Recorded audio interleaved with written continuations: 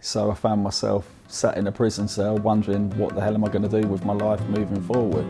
Welcome to another edition of the Peckham Podcast. It's where we exchange an hour's conversation, generally get into some big ideas.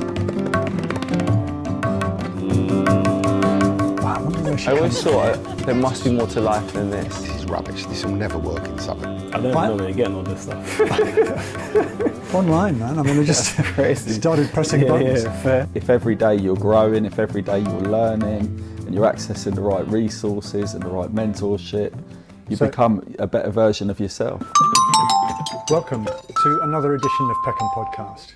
With me today is the gentleman I'm really looking forward to talking with. It's going to surprise you, I think. He's not from Peckham, but I've invited him anyway.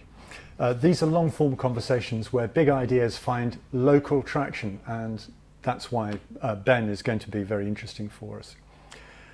There's a psychologist who interested me a time ago, Abraham Maslow, and he set out a hierarchy of needs.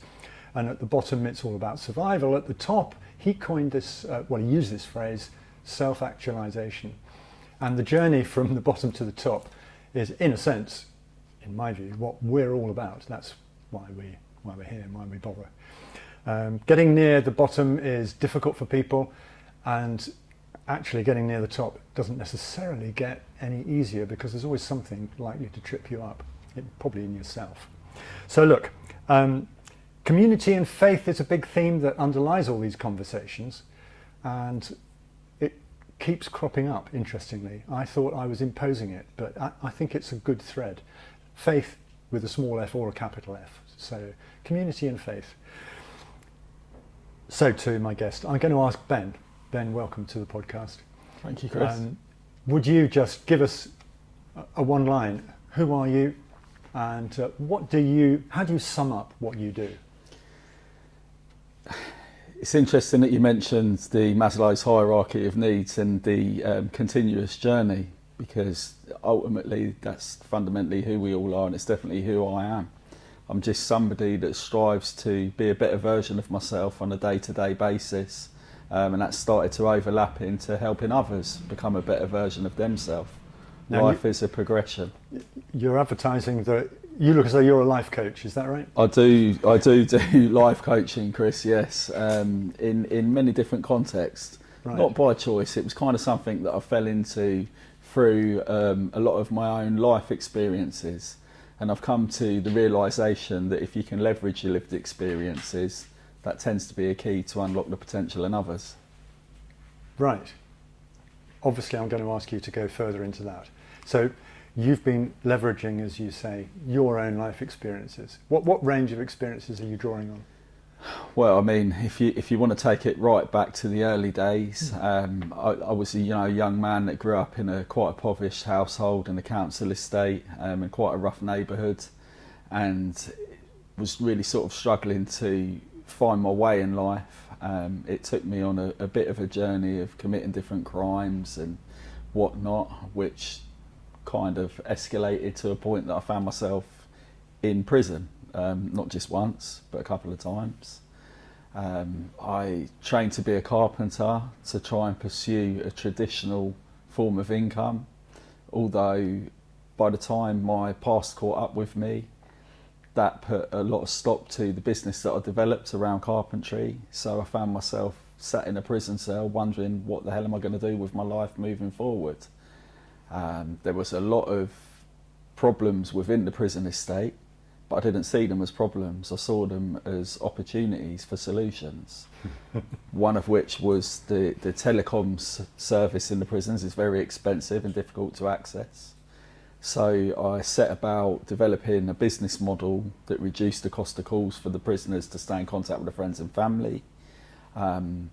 Developed it whilst being in my prison cell, actually, mentally. This is you as a trained carpenter? This is me as a trained carpenter, absolutely. Dealing with telecoms and electronics? Yeah, I mean, look, although it's got nothing to do with carpentry, part of carpentry is problem solving, isn't it? And I think most people can apply their day-to-day life to problem solving. So you're a bright boy when you start out. I mean, it sounds very humble. You didn't know how to make things out and you trained as a carpenter.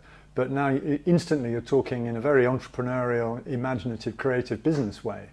Yeah, and I think a lot of that can be attributed to some of my criminal activity as a youngster. You do sort of learn that entrepreneurial pathway, and you do learn some skills which don't serve you very well until you know how to transfer them into the more legitimate world.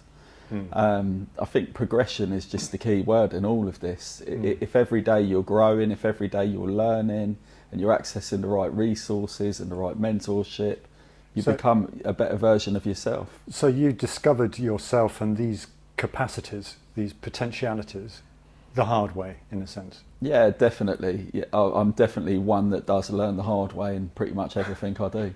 Yeah, unfortunately. Relationships? Everything. Relationships, life, business. Sport? Sport, You're just telling me about...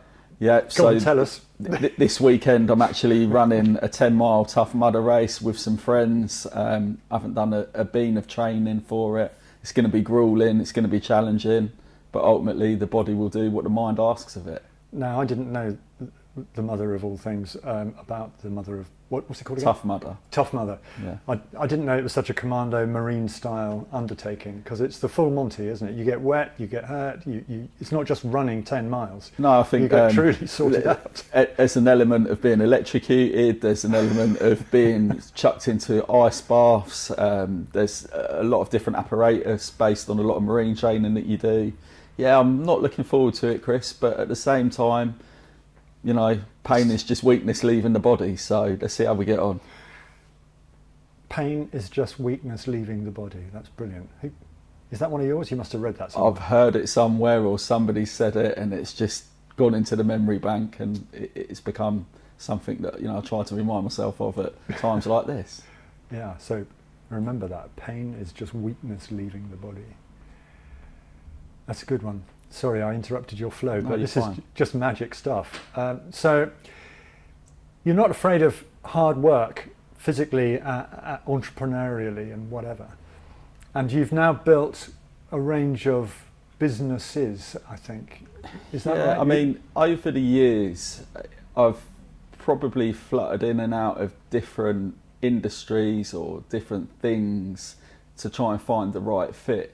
But ultimately, the same rules apply to everything, and it is all about the progression. I don't think it matters what you do as long as you apply yourself to it, and as long as you've got the right mindset going into it, which is where a lot of the life coaching comes in. It's preparing the mindset. There's this great misconception that pain's a horrible thing and we must avoid it, or difficult times should be avoided or played down. I try to embrace them. I don't tend to have a bad day anymore, because my bad days are the ones that I gain the most from. And I think if you can get your head into that space with a bit of support, every day becomes so much better. Have you been coached into that mindset? It's a very good question, and I'd have to say yes, I probably have, although I probably can't tell you what the sources of the coaching was. I think it's just life and experience. I think sometimes you find yourself in a situation where the odds are stacked up against you. You can't see the wood for the trees, and you can go to some very, very dark places with that. But in everything bad, there's always a little grain of good if you look for it. And I've just developed an ability to be able to do that, and that's what I try to impart on others in my day-to-day life. Yeah, I mean, it truly is no pain, no gain territory, isn't it? So Seems to be. The life coaching, and one of the great schemes that you've been developing that's very, very detailed. I want to get into that now. Okay. Who are the beneficiaries that you had in mind when you set out developing what you're about to show us? So if I can take you back to the time that I was in prison and I developed the business model for Phone Savvy, this telecoms network, the beneficiaries of that particular business were obviously people that were being held in prison and their friends and family outside. So the success of that business across 7 years had it operating at an international level. And whilst it was really good and the feedback was tremendous and it gave me a real sense of purpose, knowing that I was helping all these individuals, there was still quite a limited audience. And I was asked to go back into the prisons as some kind of inspiration and to mentor people with their own business ideas or plans. But what I was finding was, by doing that, offending comes along very late in a journey for a lot of people. And the real reasons why a lot of people that are in prison have got nothing to do with the crime or the incident that put them there. Some of it tracks right back to early childhood. And it tends to be areas of the individual's life which are, in my opinion, underdeveloped or neglected. And we could be talking about, you know, a million things: low self-esteem, self-worth, self-confidence, that kind of thing. Trauma is an obvious one. Addiction, parenting styles. There's a myriad of different things that were the catalyst to what put that individual on a trajectory that resulted in prison at a later date. So I felt very equipped to be able to support these guys with their business plans, because on a conscious level, 10% say of the brain was developing this business model and had this great idea to move forward with. But on a subconscious level, they were still dealing with some stuff from the past, or changing the mindset, or trying to reframe the way they think on a day-to-day basis. And I felt that that often was the handicap that was stopping people achieving their full potential. So I went into the road of sort of like psychology and life coaching and things like that, and trying to just understand people better, which inadvertently helped me understand myself a lot better and the people around me. So that's really where the whole coaching model came from.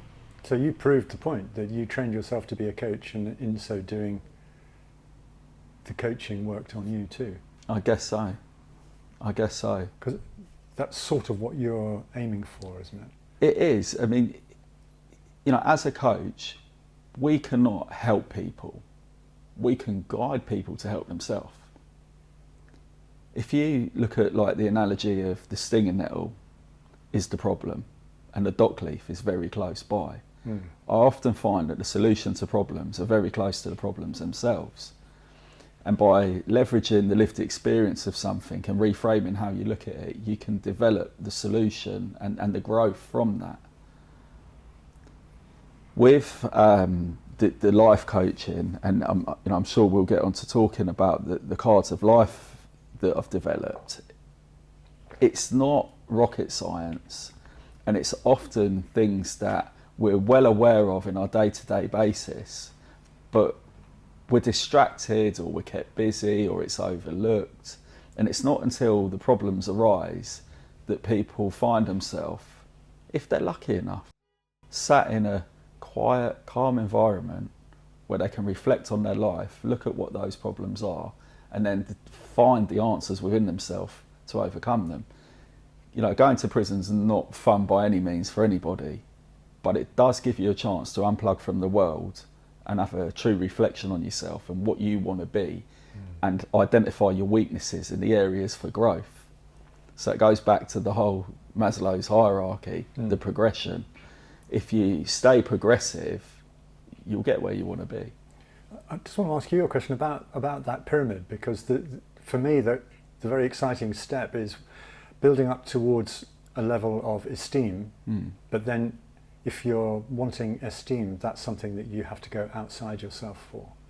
And moving from esteem to self-esteem is the really big step, isn't it? Because then you are flying. Then you're not dependent for your self-worth on the opinion of others, and you can just push on with what you have set in motion, whatever that is, whoever you are. Do you feel that you have now moved into a level of self-esteem for yourself? Ever evolving, Chris. I'm definitely a lot further along the journey than I once was, but if we go the opposite end of the scale, I've still got a long way to go. Ever evolving. You know, I'm relatively young, and hopefully I'm going to live to a ripe old age, and I just hope that every day is progressive. There's no measure, there's no threshold, there's no target for me to hit, as long as it's slightly further forward than where it was yesterday. That's enough. Well, that's very wise. You can't do more than that. No, I think one of the cards in the cards of life is perfectionism, And whilst, you know, some people like to band the phrase around of perfectionism as a positive thing, sometimes it can also be limiting, can't it? Absolutely. I looked through, because get your cards out, Ben, if you don't mind. These are the cards of life. They come along as a pack of cards, and you're going to sort out some that you might want to talk about to us. But just to introduce it, each card in the standard pack of cards has been given an identifier. It's by way of a sort of abstract noun, and it's a brick in the wall of coaching or self-development and however it might be. And it goes from 2 all the way up to ace. Ace isn't 1, is it? Ace is the pinnacle of each. And I noticed that the first one I was looking at was spades, and the ace of spades is designated spirituality. And I thought, well, bingo, really. That's just fantastic. Ethical progression is another ace. Balance and reset. And then, the ace of hearts is the one you mentioned, perfectionism. These are amazing goals. Take us into this world of cards of life, what your aim is and how it's going. So with the work that I was doing as an individual, supporting people on their journey, resources are limited, and you know, the entrepreneur in me understands that, you know, time isn't in abundance as much as we'd like it, and you can only access a selected amount of people to be able to help them and support them. So the whole supply and demand ratio is way out of whack. And I was often asked, is there a way that you could train other people to do what you do? Which was a difficult question for me to answer, because I wasn't actually sure what I did other than just being myself and sharing my experiences. And that's when I came to the realisation that that's where the magic really sits. It's within that lived experience. And going back into the prison estate, there's 130,000 people in the system at any given time that have all got lived experience of something or another. But then it gets a lot wider than that, because everybody in general community have got lived experiences, not all positive, not all good. But with those lived experiences, if you can just put the pain and, you know, the problems that come with those experiences sometimes to one side, they come with an education and an understanding and an empathy that you can tap into when it comes to supporting somebody else on a similar journey. So I was looking at a way to design a tool that I could teach people how to use to help others. And a deck of cards is, you know, commonplace on any prison landing. And it's quite fortunate that 52 cards in a deck and 52 weeks in a year, because what we did was develop a model based on a deck of cards where, as you mentioned, each 4 suits are 4 key corners of life where people tend to struggle. So you've got from physical well-being, emotional and mental health, intellectual growth, right through to interpersonal skills and relationships. And then you're right in saying that each card has a value, but they're not in any kind of hierarchy. So the ace doesn't sit at the top or at the bottom, because it's unique to you as an individual. Right. Your particular pain point might be very different to the other person's. I see, for example, in the suit of hearts, that these aren't all positive, they're facets of life to be tackled. So I've just pulled up a 5 of hearts, it says conflict, and the 9 of hearts, pride/ego. But 10 is building esteem, so you know, that's positive, and the other things are identifying problems or traps. Quite often, Chris, what I found in my experiences when talking to people and helping them, you know, achieve the best version of themselves, they're not aware of what the problems are or what the solutions are. Definitely. So all these really are is reference points that may resonate with that individual. Yeah. And then once they tap into a particular card, it can take them on a trajectory to start a coaching program. I mean, this doesn't just apply to people detained at His Majesty's pleasure. I mean, this is just the whole of human life, isn't it? Absolutely. We don't always understand what might be blocking us. No, absolutely. And, you know, there's been a real application more recently in the corporate world, Because if businesses are underachieving and not hitting targets, or they're not operating to their maximum potential, quite often it's because the individuals that are working within these corporations are not operating to their optimum potential. We all have stuff go on outside of work in our own private, personal, family lives, etc. And if that's being overlooked, I feel that the corporate sector is missing a real trick in how to achieve, more optimum results for themselves as a business by not focusing on the well-being and the growth of the individuals. Yeah, I mean, accountability, communication and empathy. Three great cards just staring me in the face here. If people in corporate responsibility positions thought along those lines, I think the workplace would improve leaps and bounds. Absolutely. I'm yet to find any individual that one of these cards doesn't apply to. And more often than not, when they start on one, it opens up 2 or 3 or 4. So did you select the number of the suit and what would go on it? Is it entirely through you, or have you done it with AI? Or? No. It was all in process in my mind for a very, very long time, and it went through a series of just writing lists. I would people watch, I would work with people, I'd coach people, support people, and I'd identify what their weak link was, write it down. And the common denominators kept coming up. So that's how you identify what your 52 points are. And then to put them into 4 corners or 4 suits as such, they all sort of fall under different categories. Because I think it's a holistic approach to being the best version of yourself. You can't just focus on financial, business, you can't just focus on fitness and health, you can't just focus on intellectual growth. It's got to be a blended holistic approach, which is why it's designed in that way. So obvious next question for me, the Ace of Spades is spirituality. Does that mean that you yourself are evolving into a spiritual person? Are you religious? I wouldn't say I'm religious in the sense that I don't align myself to any particular faith or worship any particular God. I definitely believe in the higher power. I definitely feel the energy from the universe, and I think what you put into it, you do get back in abundance. So spirituality, is it something I'm evolving into? I think I was always that way.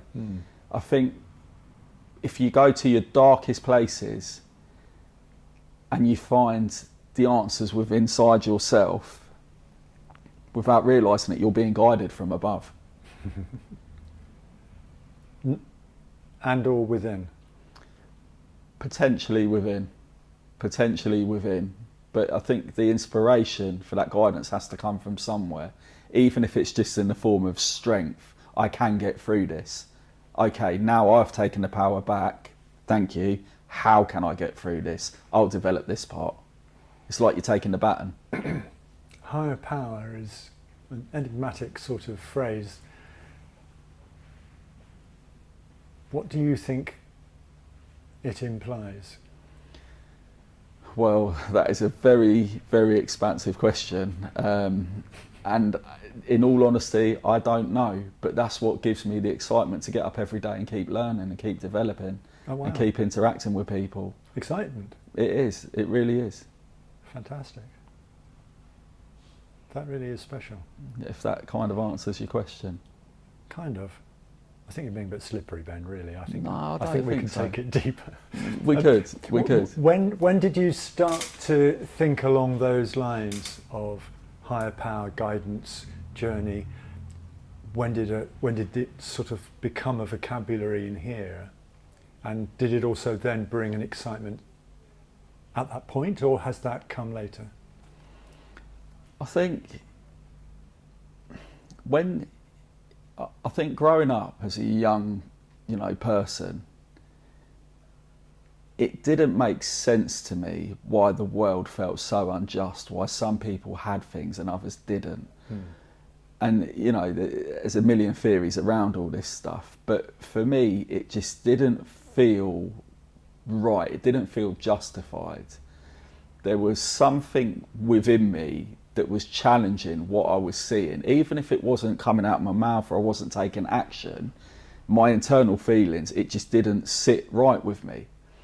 So I was always quite disruptive, to put it briefly. I got in a lot of trouble at school. Later on, ended up in a prison cell, which is very bizarre because as a child, if you're disruptive, it's often seen as quite a negative thing, isn't it? But as an adult, if you're disruptive in the world of business, then you're entrepreneurial and it's kind of celebrated. So where, does the line really sit? What I think happened with me was I went through a shift in my mindset from being a victim in a situation to seeing the potential for being the delivery on a lot of solution and being the answer to a lot of those problems. So I truly believe I found my purpose in life, and I truly believe it's my calling to help other people develop and grow and overcome challenges and barriers. And in order for me to do that, I had to go through enough of those of my own before I reached a pivotal point in my own mind that this is fantastic. All these problems is like a playground for me to operate within. This is a space for me to go and explore and develop and grow within myself. Back to progression. Does that? Yeah, no, I remember thinking I had an interesting career path through broadcast television, which came up now and again with some fantastic assignments. I struggled to get the thread going, to get one thing to lead to what I thought I wanted it to be next. And looking back, when I turned things on their head and decided to work in local media, which I've done now for 25 years, pretty much, it all makes a different sort of sense. In a larger context, you see the selection of experiences that you lived through, which I think is what you're referring to, accumulated a breadth of experience that was itself useful. The individual element of that journey, those few steps within that assignment, might have caused some frustration because it didn't go where the ego wanted to go next. But the self was enriching as things went along.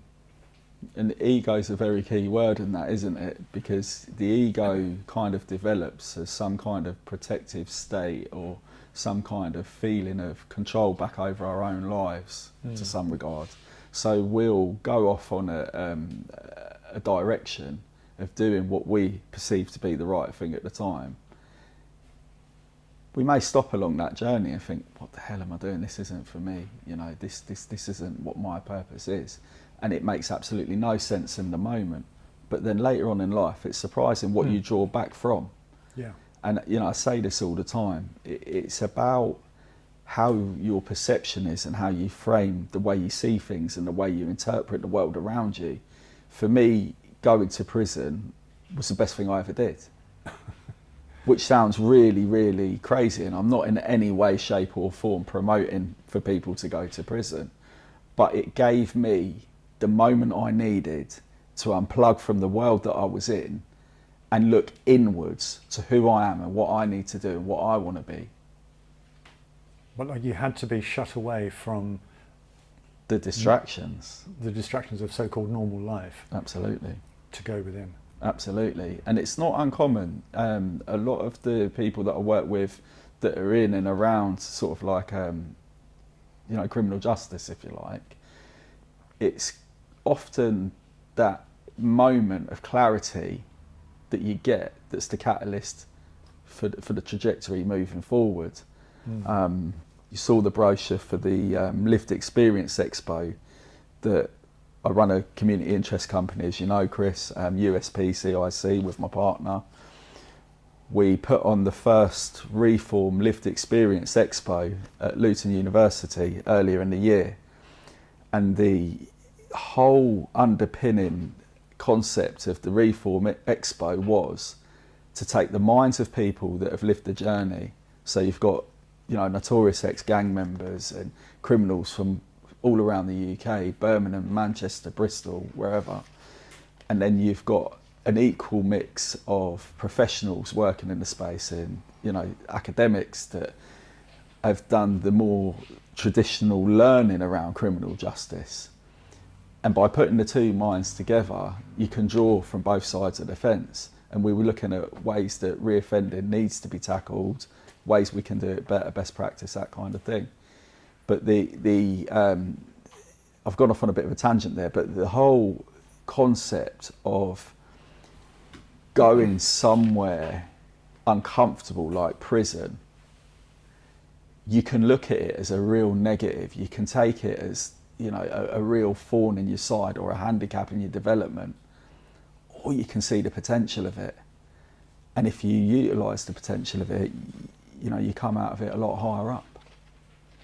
There's one individual here maybe to flag up, a Norwegian gentleman. I couldn't pronounce his name. Yeah, so Ari Hoydal. Ari Hoydal. So we went to Norway to meet with this individual because arguably, for anybody that understands criminal justice, the Norwegian way of doing things is a lot better than what we've done over here for generations. There's a big focus on treating people as people, the humanistic approach. Which doesn't happen in Not so much. We're getting a lot better. The right people now are being heard and getting into the right positions. So Mr. Timpson, James, is now our prison minister. He's very forward thinking. So there is logic starting to filter through.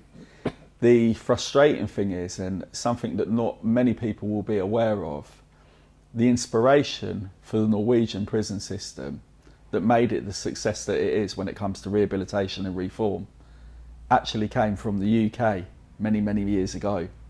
So we had it, we lost it, and we need to relearn it. How did we come to lose it, would you say?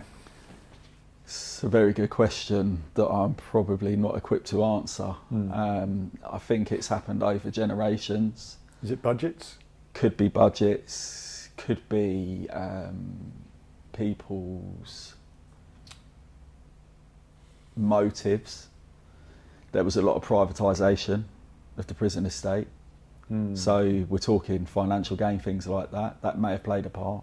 So the culture within a prison would shift if it were privately managed and not part of a more established ethos. Yeah, I think so. I think that's the general consensus within the space. I remember because you and I first met at an event earlier this year in Peckham, Theatre Peckham. So Jonathan Asser, a counsellor with his very interesting shame linking to violence thesis. The reason why I'm here is because while I was serving a 5.5-year sentence in Wandsworth, I met a man called Jonathan Asser who introduced me to a programme called SVI, which helps dealing with violence and the dynamics of violence, helps to deal with the shame linked to violence and the shame that causes violence. And it helped me a lot while I was in prison. It's helped me a lot while I'm outside, and I'd like to share my story with people. I've done all of this undercover to some extent, in that what I do and what I have done has been too stressful for, as it were, the system to get its head around. It seemed to help the guys who got involved with it. Is that really important in the prison estate, call it that, that there are the access to programs that can encourage that going within? Oh, absolutely. I believe it's the key to unlock the potential of the people that are held. Totally. And do they have such courses of that ilk in Norway, do you know? So, to put it into perspective, you can do a 12 to 16 week course and be on the wing as a prison officer here in the UK. Over in Norway, it's a 2 to 3 year learning curve. And ironically, in the man's own words, they take the staff and they effectively train them to be life coaches themselves, because they're dealing with the dynamic on a day-to-day basis. Yeah. So it's a lot more than somebody that can just lock and unlock a door. Yeah, yeah. You know? Yes, and coaching, as you know, I trained as a life coach over 20 years ago and found it really interesting. And obviously it's incremental work and there's no guarantee of it being quick. How could it be quick? I mean, all these inner mechanisms that we use to justify to ourselves what we choose to do, to justify the next thing that we want to do. And it's quite hard to realign all that internal apparatus that's been ticking over very nicely for a number of years, thank you. Sure. It's a big job, isn't it? No, it really is. It really is. And, you know, going back to the whole entrepreneurial mindset, the supply and the demand. I've said it for a very, very long time. Reform is like the new hustle, because once upon a time, you know, crime would have been a choice for people for a career progression. If you go down that road and you do attract that criminal record, it does close a lot of doors. It does limit you from access to an awful lot in the world. And it's very easy then to sit there on your laurels and say, well, you know, what am I meant to do? That's the only choice I've got. But actually it's not. It's the perspective thing again.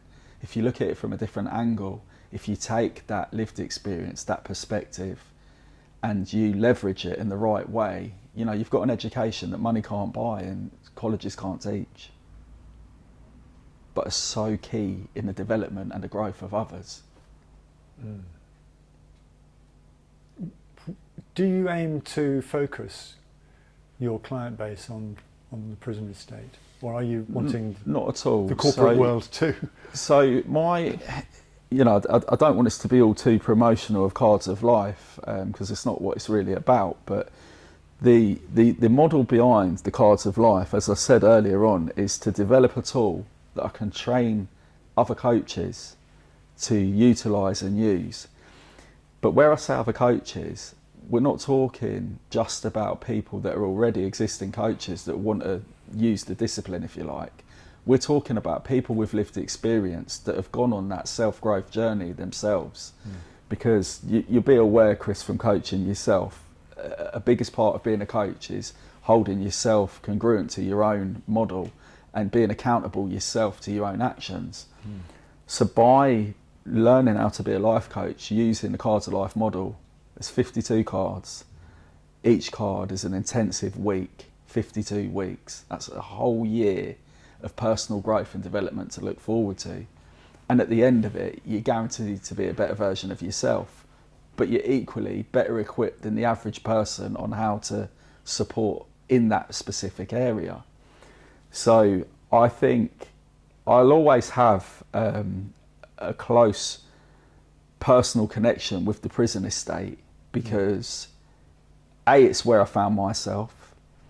B, through the success of Phone Savvy. I mean, I've got to tell you, it was on a national level in every single prison, England, Ireland, Scotland and Wales, within 3 months of launching. God.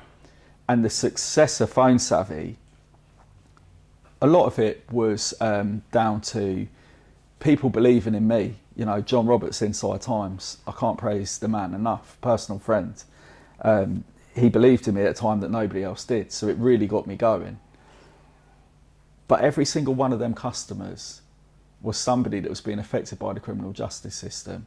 And I'm grateful for each and every single one of those customers that helped the success of Phone Savvy. And I felt it was my duty, when I was asked, can you come back in and talk to the guys? It wasn't even an option. It was just, you know, yes, absolutely, let's go. So your customers in Phone Savvy were individual prisoners serving prisoners? Friends and families of prisoners, and the prisoners themselves communicating with each other.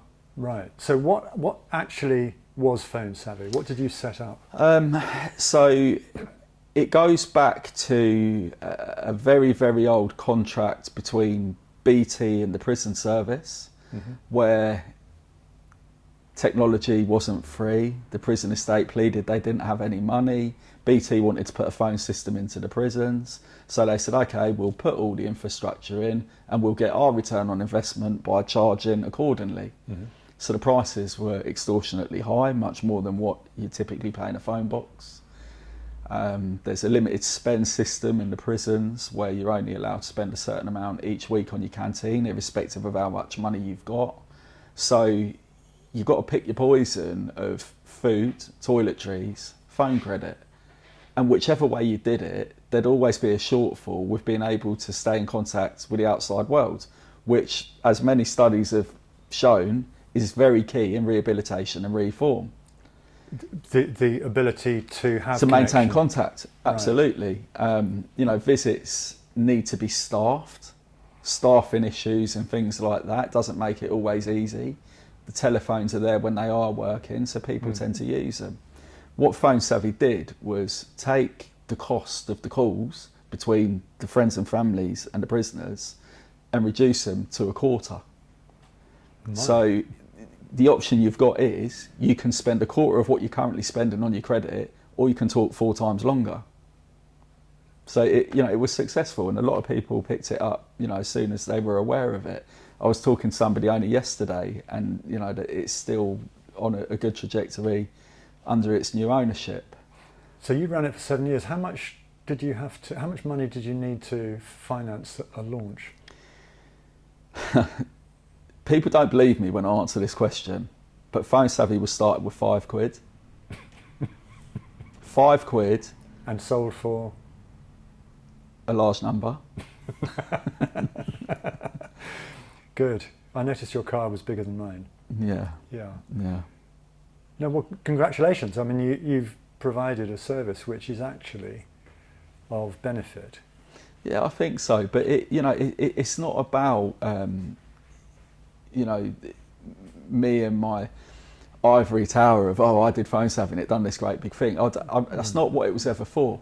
For the 7 years that I ran Phone Savvy, there was only a handful of people that was ever aware that it was myself and some involvement from my brother-in-law behind it to actually get it to where it got to. Yeah. I would often be on the phone calls doing the customer service part, talking to customers, and they're unaware that the person they're talking to is the guy that founded it. And I'd just play along like I was, in the call centres in the Philippines where we moved them to in the end. But I'd just play along with it because it was so good to stay on the ground and hear it from the horse's mouth, how things were developing, because then you could keep control of it and track of it. And the call centres were for what? What's triggering a call to a call centre? Just customer service, general customer service. Often, because of the communication problems with the prisons themselves, there was often security issues involved. So, for obvious reasons, Chris, if you go to prison, you can't just pick up the phone on the wing and dial any number you like. Your numbers have got to be approved. So the Phone Savvy numbers had to be approved. And sometimes through poor understanding of staff, security concerns, things like that, we'd have to jump through hoops often with customers to make sure that things got approved properly in the early days. As it became more successful, it became a name brand in the prison estate, and it just got easier and easier as time went forward. But it had its challenges, and there was a lot of customer service around it. And people are making calls on landlines, are they? That's right. So they'll use a landline in the prison estate to call friends and family on their mobile phone, say, on the outside. Yeah, because I mean, famously in movies, we see people taking mobiles into phones in fruitcakes or in their body or goods. Yeah, and it does go on, and I don't think they'll ever put a stop to it. And quite a lot of them come in via other means than fruitcakes and bodily orifices. You Right. know. Yeah. There's a lot of staff corruption. Yeah, well, that's presumably how drugs are getting in and all these options. Potentially. So, I mean, the prison system is not in great shape at the moment. There seems to be, that's the mainstream media presentation of it. How do you sense it? Because you obviously have a much better understanding than the average man. So it takes me back to a radio interview that I've done many, many years ago. And the question was, is prison good or bad?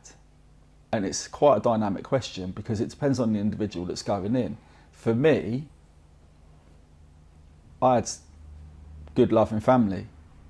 I went into prison, I lost that connection. For some people, they're street homeless, they've got absolutely nobody and nothing. So when they go into prison, they've got community, they've got regular dinners, they've got their clothing being washed. So it's really dynamic depending on, who it is that's the individual going in. Does prison work to rehabilitate people? A lot of this comes back to why I do the life coaching, because it depends on the mindset that's going in, which is why I focus so heavily on developing people's minds.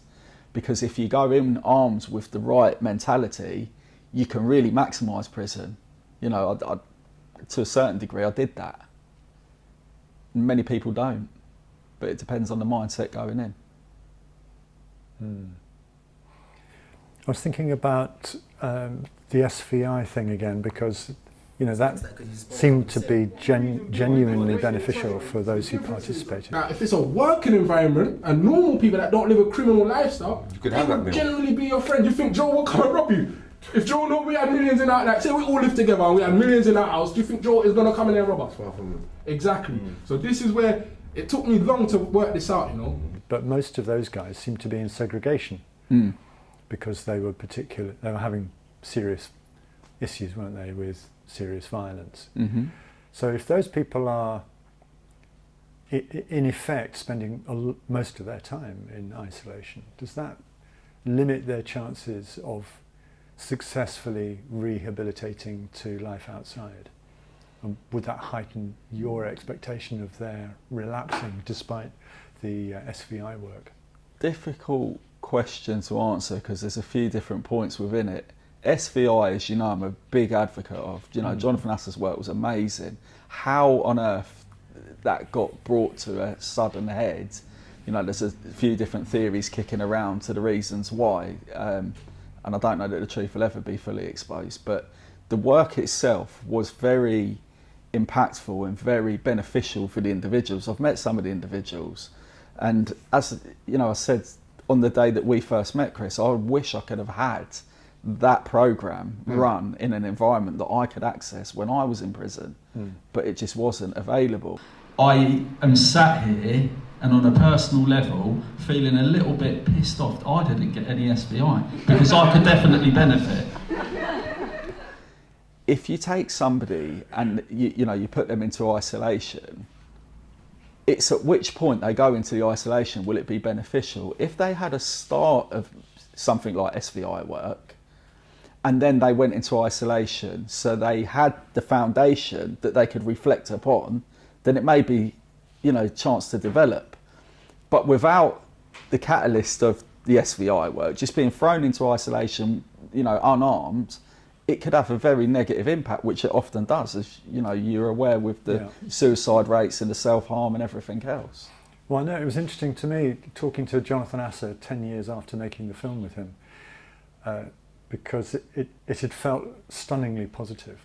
He did acquaint me with another level of reality for some of the men that he had worked with, and they didn't all keep a clean sheet when they were out, despite the progress that they were making whilst working with him. And that was one of the factors that was so fascinating and was so perplexing when it was closed down, that whole work, which was this, that people, whilst they were working with him on the wing, were never involved in any trouble on the wing. Yeah. Either in a session when there never was an instance of violence, in any session he did over 10 years, or on the wing during the week between sessions.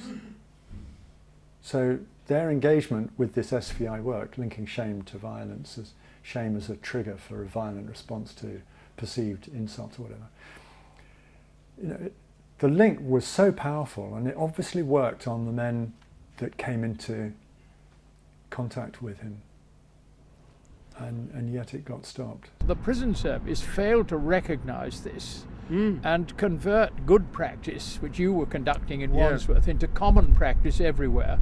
Because every prison in the country has got the sort of people in it who you were tackling at Wandsworth, who need to be challenged if prisons everywhere are to work properly. It remains there. It's one of these unsatisfactory facts in the prison system. Agreed. With the CIC that we operate, we do a lot of reform work. We've got contracts with the probation service, for argument's sake. We've got a cohort of guys. I was with them yesterday.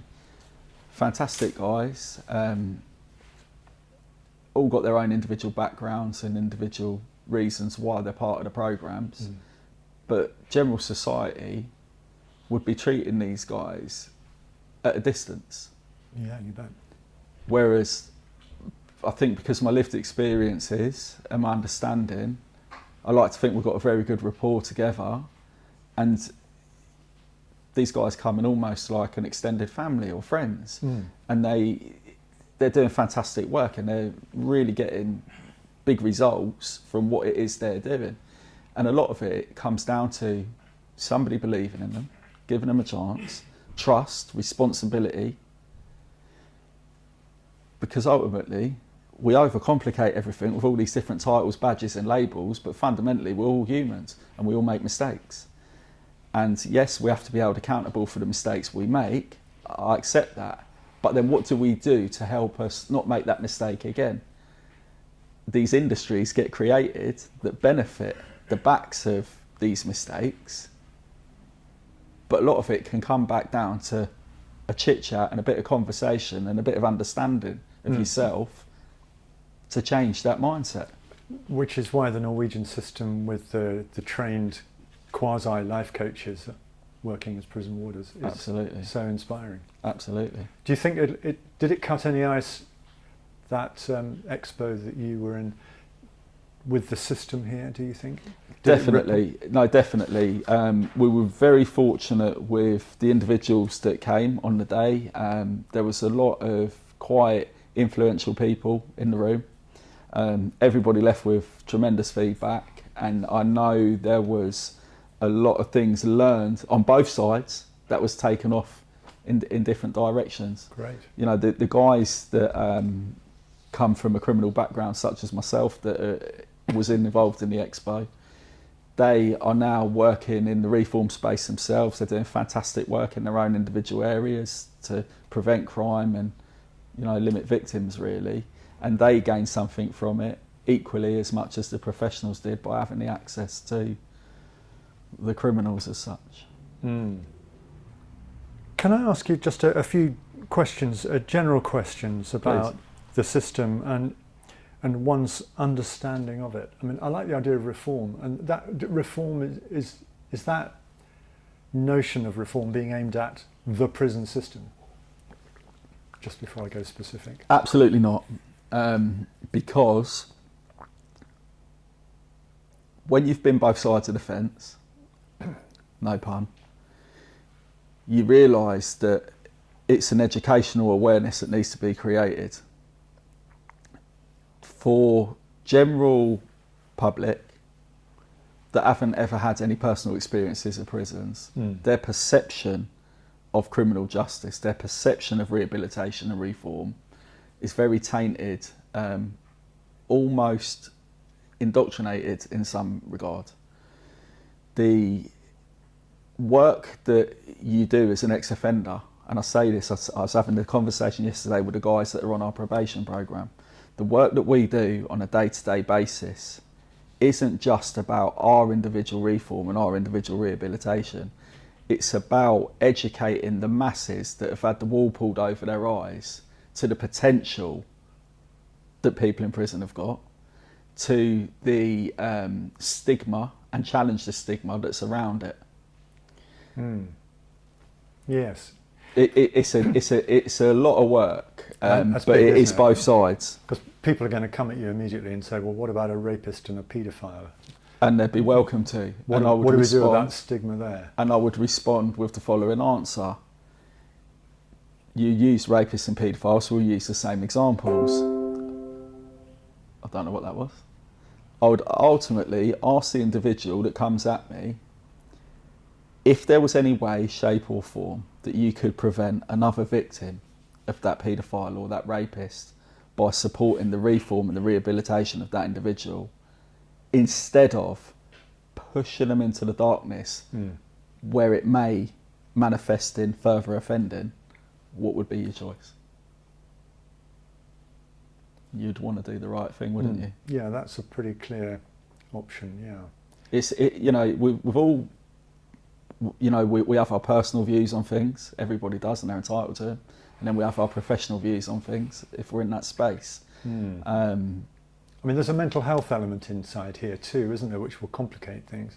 There is. Mental health issues aren't going to resolve in the same conventional way that one might coach a willing party into adjusting their perception of self and their perception of their value. I absolutely agree, Chris, and not to take any, kudos away from the hard work that goes into the relevant specific areas, but fundamentally, people are people, and if you can get every single person operating to their best of their ability, to their optimum potential, what more can you ask for? Yeah. Start small, grow big. So pick a few people that reoffending isn't going to be a calamity. The paedophile. Mm-hmm. But the repeating burglar and so on, smaller fry in a sort of social consequence sense. There was if you can prove your thesis, then I guess people are going to come on board. It's just slow work, isn't it? It is, and there was a situation many years ago where something was playing out on Twitter at the time, and without bringing sort of names and bits and pieces into it, the general backdrop was there was a large group of reformers, if you like, talking amongst each other. I was part of the group. And it came to light that one of the Twitter users was operating under an alias, and for whatever reason it was exposed that the alias's true identity was somebody whose lived experience was paedophilia. That's what they'd gone to prison for. Mm-hmm. And when it came out, the great big witch hunt began, and they were segregated from the group, pushed off into the darkness, left alone, and the rest of the group felt very cheated that they didn't have the opportunity to engage because they didn't know the true offending history of the individual, which at the time didn't make much sense to me because nobody knew whose crimes were what anyway. It was only important now for this individual because of the nature of the offending. And the conversation got very deep, and it ended up in a place where it was, my offending history has got nothing to do with that, and I don't know anything about it. I don't understand the drivers, I don't understand the mindset. I can't possibly give you any insight to be able to tackle it moving forward. But that person could give you all of that and more. Yeah. So by going like that, are you pushing the solution to the problem away? Going back to the stinging nettle and the dock leaf. Yeah. Understand it needs to be managed and contained for safety and whatnot, but the solution is with the problem. I can see a value in pursuing the inquiry with a specific individual, or find a small sample. And not that it's any connection between SVI and paedophilia or anything like that. No. But going back to the SVI stuff, the reason why Jonathan's work I feel was so impactful was because he was sitting down and going to the heart of the problem with the individual, whereas everyone else was a bit scared to. Yeah, he just put himself right in the mix, didn't he? Totally. Best man for the job. Fearless. Do we get instances in prison of the same things that are so powerful, potent and divisive in open society, like racism and gender identity issues and so on? Is that big in this prison estate? It is, and this podcast is leaning a lot into sort of like the prison environment now, and I'm more than comfortable talking about it, so please carry on. But what I say to people is, prison and the outside world isn't that dissimilar. There's just a wall and doors.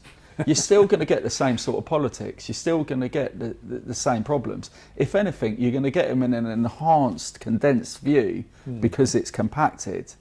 Because by the time people get to prison, remember what I said, they've often dealt with a lot of things, most of which are in the cards. Then they've ended up in prison. So if they've not developed the healthy coping mechanisms and the ways to work through those problems, it becomes a bit of a hornet's nest on the wing.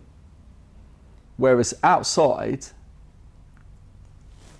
bit like a cichlid fish tank, because the community is so much bigger, you can sort of move around, and if you get a poke there, you might not get one there, and it's that environment being bigger limits the amount of exposure you get to the problem. Whereas inside the prison, it's like everybody's condensed, isn't it? Living under each other's feet. intense. Are you optimistic? Last couple of moments. Are you optimistic that the work you're aiming to push out into the world is going to be taken by the world? Yeah, absolutely. Because what other choice is there? We've evolved massively just over the last few years, since the whole COVID-19 thing and everything else. People are a lot more in tune with who they are now and the work they need to do within inside themselves. We've talked about the privatisation thing within the prisons. This isn't just in prisons, it's happening everywhere.